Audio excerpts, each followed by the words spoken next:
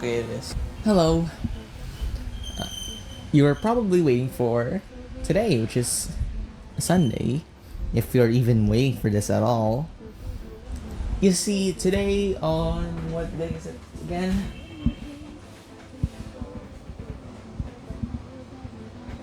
June 28th, 2025, I posted this, which, as you've heard now, is a cover of Pink Pony Club by Chappell Roan. Anyways, you might be wondering, what is it about today, which is Sunday? Well, I wanted to make a new series on this channel called One Day Saturday, and here's how it works.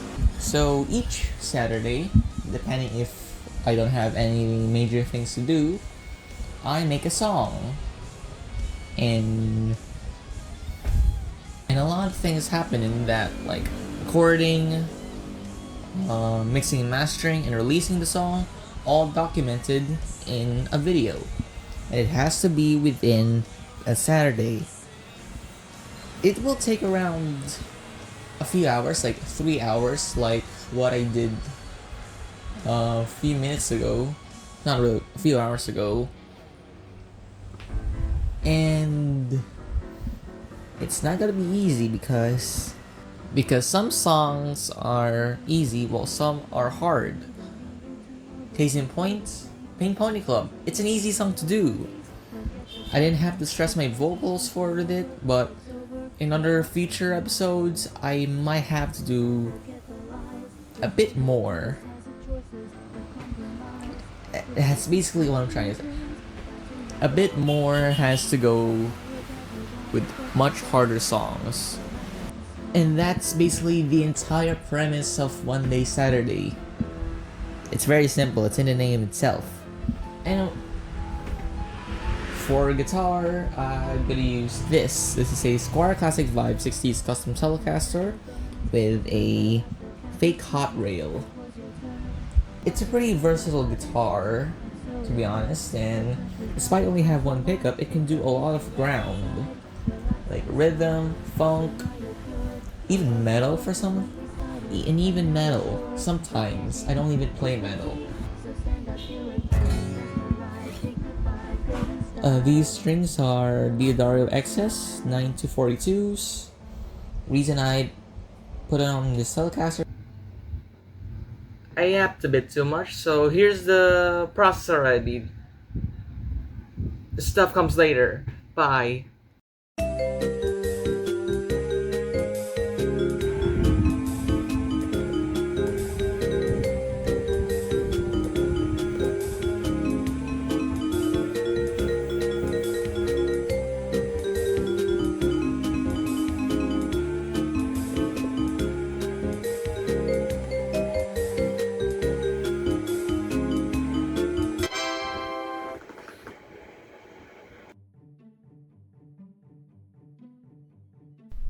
So what you're watching right now is me practicing both the solo and what would be the intro.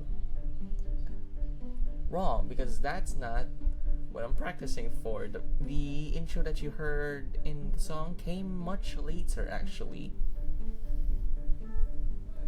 And that was me going up the pentatonic scale. There goes another set of motorcycles. Anyways, this was painful and I didn't practice that much, so my wrist hurt like heck. Like really, it just hurt. And recording this was also painful because I would mess up and leave an open string or leave a muted note, and that rather, and I would, God, those motorcycles. I would rather do that Eric Johnson line each time than whatever I'm doing right now. It's painful. So what I'm doing here in this sped up video is the first rhythm section, the clean part. The reason why I always start with this is because it's essentially my foundation to put the drums on and put the bass on. That is always helpful when I'm making a new recording. And when I mess up, I am assured that nothing is in the way that isn't gonna mess everything up. It's a good way.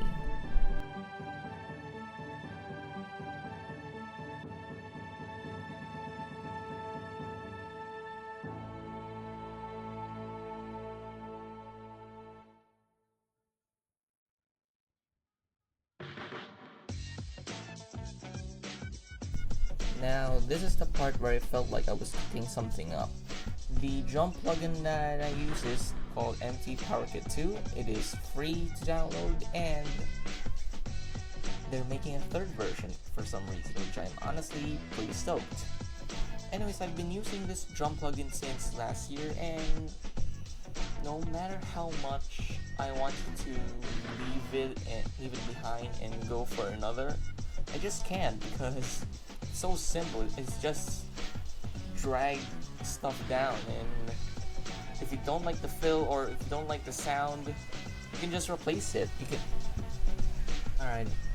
Anyways, it's a really simple program to use, and as you can see, I've gotten pretty experienced to the point where I can actually do the 2 snares that happen in each line, I think, in the chorus.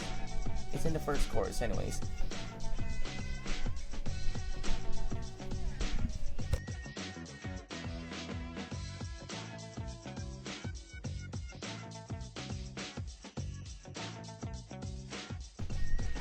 Now, this is the part where I actually start to do the crunch, or the, what was it again? The more distorted lines of the song. That was simple. Actually, it was very simple, and I think the tone I used in that session was Archetype Nolly and my own David Gilmour preset. Again, just because it's the only good sounding preset I ever made. Obviously, it took a few tries, but the end result was pretty good.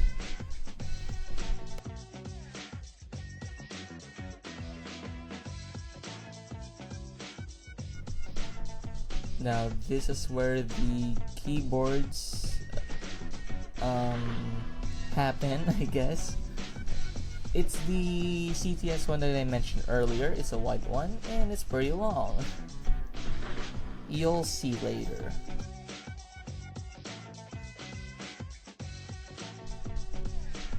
Yeah, it's that big.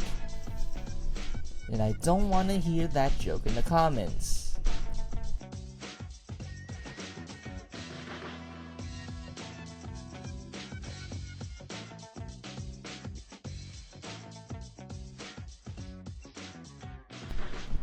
What you're seeing now is me recording the second version of the rhythm section.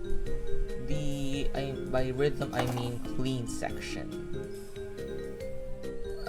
This one is the one in the actual song, and I think it took like a few takes, but it wasn't a lot. And the tone I got was absolutely good. Like, very clean, very spanky, very twangy, but it's the things I like, you know, about clean stuff. And of course, palm muting sounds awesome. I mean, it's a Telecaster, and for some reason that hot rail is very, very twangy. I don't know, I put a V50K CTS pot on this bad boy and it just sounded like that. I need an overdrive pedal. You might be wondering to yourself, why do you need another overdrive pedal? Don't the plugins already have those. Yeah, but I'm looking for a sound, and this guy is perfect. I need to get this thing somewhere. Give me a minute.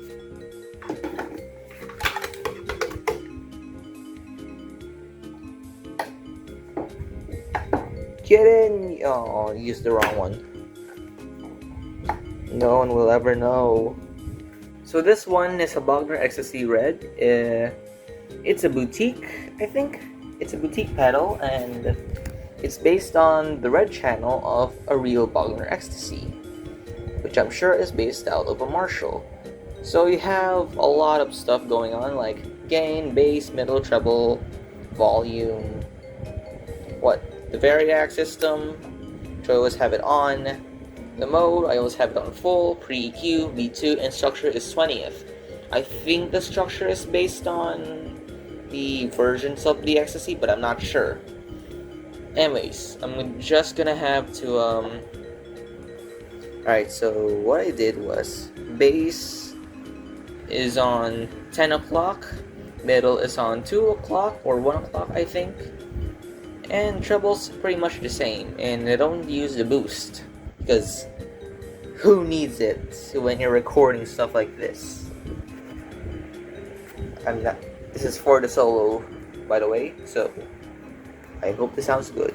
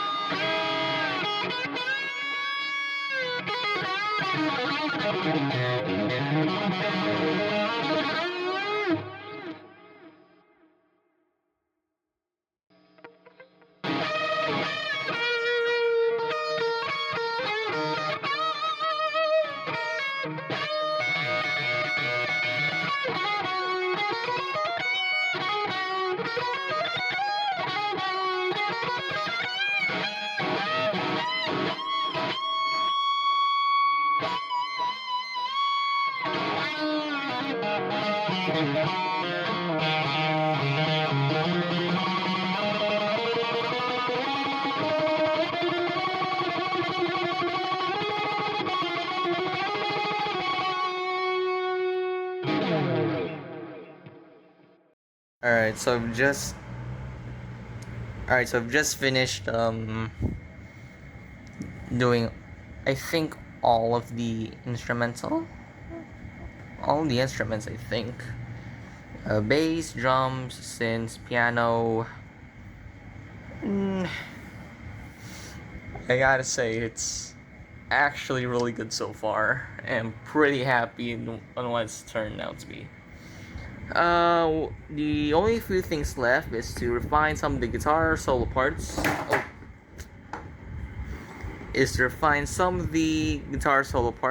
Record my vocals, and mix and master it, and release it.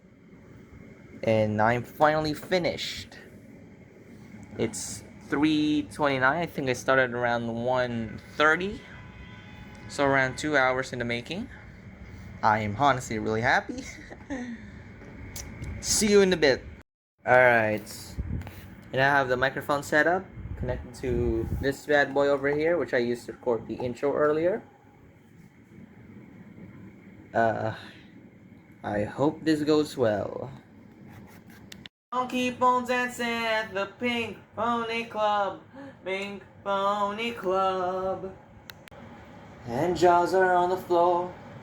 Lovers in the bathroom and the line outside the door.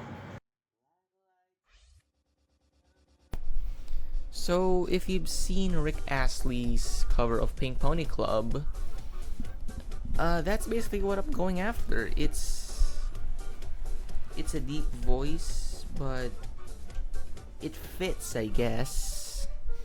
And Rick calling himself a pink pony girl is pretty cool, not gonna lie. And if he can, I can.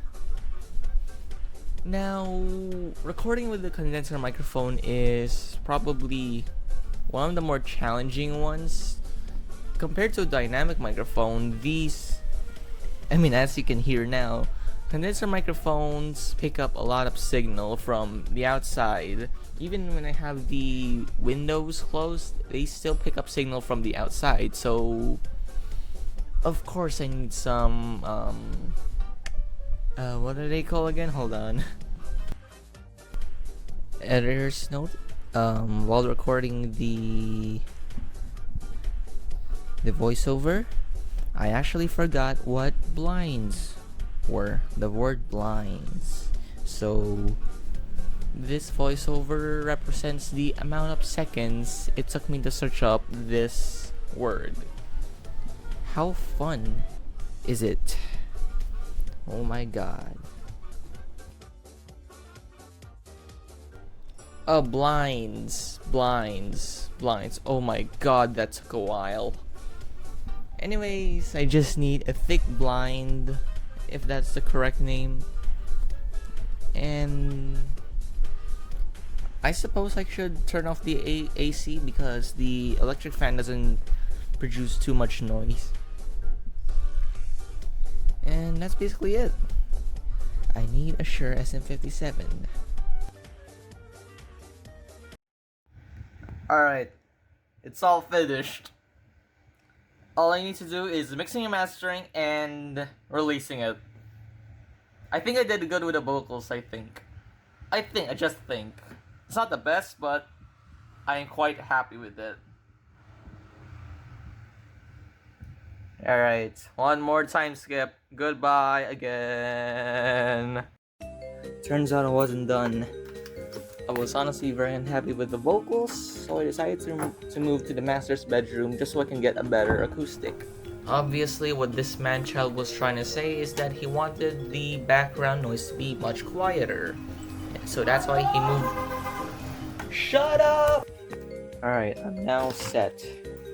And hopefully it shouldn't really take long.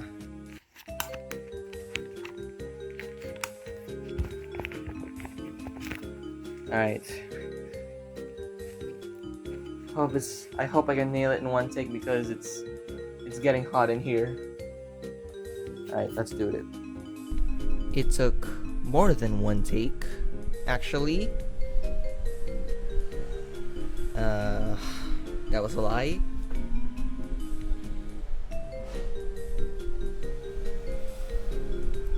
Anyways, there was an outro that never got in the final cut because the rain was way too loud and I had the window open like a maniac. Of course, I like having the window open.